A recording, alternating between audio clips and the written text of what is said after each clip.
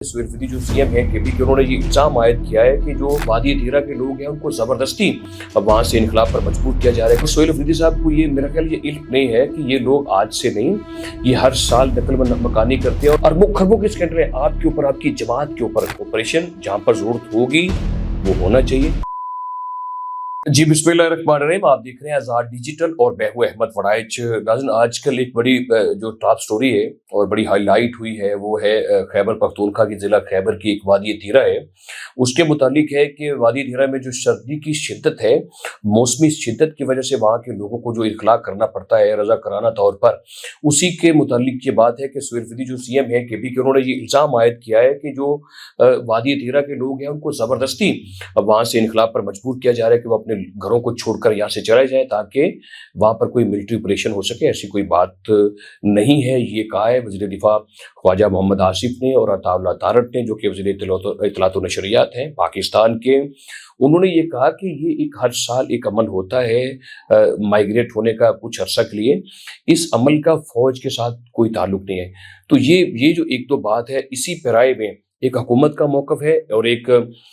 जो खैबर की हुकूमत है उनका मौक़िफ़ है, और एक मेरा एक ज़ाती मौक़िफ़ है जो मैं आपके सामने रखना चाहता हूँ। वो ये है कि जो वादी तीरा है, ये ज़िला खैबर का एक पहाड़ी इलाका है जो कि सतह समुंदर से समझ लें 7,000 फीट बुलंदी के ऊपर करीब करीब पाया जाता है, जहाँ पर सर्दियों में शदीद किस्म की सर्दी होती है और वहाँ पर रहना बहुत ही मुहाल होता है। वहाँ की जो आबादी है वादी तीरा की, वो तकरीबन 1,30,000 से 1,50,000 के गिर्द घूमती है। उनकी जो वहाँ की जो टोटल आबादी है, वहाँ का जो जरिया माश है वो उनके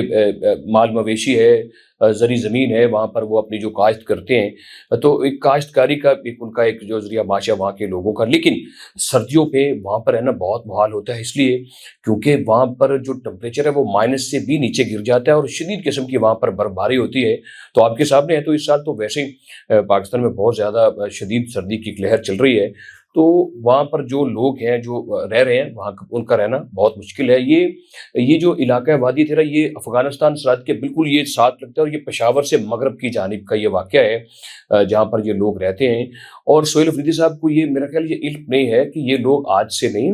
ये हर साल नकल मकानी करते हैं। और मेरे पास जो अब तक का रिकॉर्ड है वो 1880 से है, यानी कि जब अंग्रेज़ हुक्मरान थे और उनकी हुकूमत थी, उनके ज़माने से बरतानवी दौर था, बरतानवी साम्राज्य का। अंग्रेज़ हुकूमत 1880 में, तब से ये एक सरकारी रिकॉर्ड उनके पास मौजूद है कि वहाँ के जो लोग थे बचने वाले,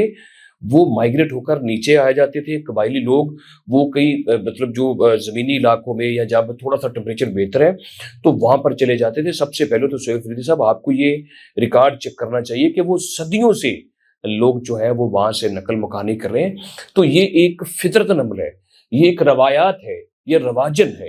कि वहाँ का जो मौसम है वो बहुत ही शदीद है और शदीद मौसम में वहाँ पर रहना, जानवरों के लिए रहना, उनके माल मवेशी, उनके लिए चारा, उनके लिए काम करना, या इंसानों का रहना बहुत ही मुश्किल काम है। तो इसलिए वहाँ से लोग जो है वो माइग्रेट होकर वो समझ लें कि गर्म इलाकों का रुख कर लेते हैं। तो ये बात कहना इस वक्त सुहेल अफरीदी का कि ये इसमें कोई जो अफवाज पाकिस्तान है वो ज़बरदस्ती इनकला करवा रही है, तो मैं ये समझता हूँ कि ये बहुत ही थर्ड क्लास किस्म का ये बयान है। ये खाना जंगी करवाने के मुतरादिफ है, ये धोखे के मुतरादिफ है, ये लोगों से बड़ी ज़्यादती के मुतरादिफ है। और ये इसमें इस बयान में ये चीज़ नज़र आती है कि जैसे थोड़ा सा नफरत का एलिमेंट पाया जाए, जो कि आम लोगों के और अफवाज पाकिस्तान के मुबैन ये चाहते हैं कि इस तरह का कोई मौक़िफ़ दिया जाए। जबकि इसी सिलसिले में आप देखिए कि 28 अक्टूबर को वहाँ के जो डीसी हैं खैबर के, उन्होंने एक मरासला भी लिखा सूबाई हुकूमत को कि यहाँ से लोगों की नकल मकानी होनी है तो वो वक्त पर उसका सिलसिला शुरू होना चाहिए। तो उसके लिए उन्होंने कहा कि इस पैराए में ये चीज़ें होंगी, ट्रांसपोर्ट होगी, उसमें रजिस्ट्रेशन होती है, कितने लोग वहाँ से माइग्रेट हो रहे हैं, उसके यूनिट बनेंगे ज़िले में, और ये डीसी के अंडर रहते हुए ये सारा काम होना था। और 3 जरगे ने 3 मुलाकातें भी की दिसंबर के आखिरी हफ्ते में। तकरीबन समझ लें कोई 3 मुलाकातें हुई हैं, कोई 24 दिसंबर को, 11 दिसंबर को और 26 दिसंबर को 3 मुलाकातें जरगे ने की। और रजा कराना तौर पर इन लोगों ने यानी कि सूबाई हुकूमत के साथ बैठकर बातें की, जिसमें एक मुलाकात में तो चीफ सेक्रेटरी और आईजीएफसी भी मौजूद रहे हैं। اور پھر باقاعدہ اس کا بعد میں ایک نوٹیفکیشن بھی جاری ہوا ہے کہ یہ لوگ رضاکارانہ طور پر یہاں سے موو کریں گے اور حکومت سپورٹ کرے گی، ان کی ٹرانسپورٹ میں سپورٹ کرے گی، ان کی خوراک کا بندوبست کرے گی، ان کی آگے جا کے جہاں انہوں نے ٹھہرنے کے لیے رہائش کا بندوبست کرے گی اور ان کو نقد پیسے بھی دے گی۔ یہ ڈی سی کے انڈر یہ رہتے ہوئے یہ کام ہوگا، جہاں پر ایک رجسٹریشن یونٹ بھی بنایا جائے گا جو کہ نہیں بنایا گیا، اور 4 ارب روپے اس کام کے لیے رکھے گئے۔ سہیل افریدی صاحب، آپ کے اوپر ویسے تو یہ جو آپ نے انسانوں کے اوپر کو 16 ارب روپے کا اسکینڈل نکلا ہے، 40 ارب روپے کا کوہستان اسکینڈل ہے، بلین ٹری کا اسکینڈل ہے، BRT کا اسکینڈل ہے، اربوں خربوں کے اسکینڈل ہے آپ کے اوپر، آپ کی جماعت کے اوپر۔ تو حضور یہ تازہ جو اسکینڈل آیا ہے، یہ جو بن رہا ہے، یہ 4 ارب کا حساب دیتے ہیں آپ کہ 4 ارب روپے جو کہ ان کی موومنٹ کے اوپر لگنے ہیں، ان لوگوں کے اوپر وہ جو رکھے گئے ہیں ان لوگوں کے نام کے اوپر، وہ کہاں ہیں پیسے؟